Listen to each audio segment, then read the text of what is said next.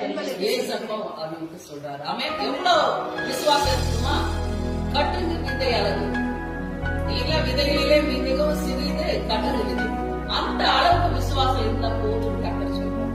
அந்த அளவுக்கு விசுவாசம் நமக்குள்ளாக இருந்தா இந்த உலகத்தை அவன் ஹல்லேலூயா நம்ம எல்லாவற்றையும் ஜெயித்து எடுக்கலாம். வியாதியின் மேல, சாபத்தின் மேல, நம்மளுடைய பாவத்தின் மேல, எல்லா பிசாசுகள் மேலும், எல்லா சுற்றிலும் இருக்கிற பிரச்சனைகள், நெருக்கங்கள், என்னென்ன காரணங்கள் எல்லாவற்றின் மேலும் நம்ம என்ன பண்ணலாம்? ஜெயம் நமக்கு எடுக்க முடியும். ஆமென் ஹல்லேலூயா. அப்போ நம்ம ஒவ்வொரு தடவை நம்ம என்ன பண்ணணும்? விசுவாசம் நமக்குள்ளாக பெருகுவதற்காக நம்ம வசனத்தை வாசிக்கணும். ஏசப்பா செஞ்ச காரியங்களை நினைவுல கொண்டு வரணும். ஏசப்பா இப்படி சொல்லி இருக்கிறாரே, நானும் அப்படி சொல்றேன், கண்டிப்பாக இது உண்டாகும் என்று சொல்லி நம்ம விசுவாசத்தோடு கூட நம்ம செய்யும் பொழுதே கர்த்தர் கண்டிப்பாக விஜயம் பெற்றிருக்கிறார். ஆமென் ஹல்லேலூயா. யாருன்னா வியாதியா இருக்குதுன்னு உங்களை கூப்பிட்டு ஜெபிக்க சொன்னாங்க. விசுவாசி யார் சொல்ல போய் ஜெபிக்க தைரியமா